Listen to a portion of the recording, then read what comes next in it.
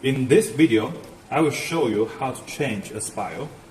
I will change this one to this one.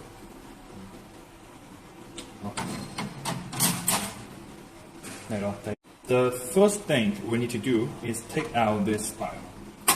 And how we do it is that we press the spiral and move it. Here there is a stick and this is a slot. If we match it, we can take it out.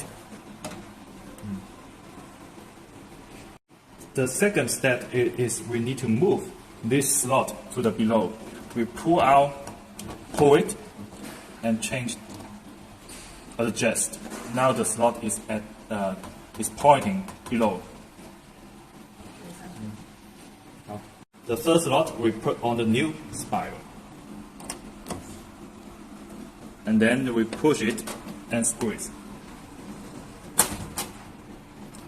Now we adjust the direction of the spiral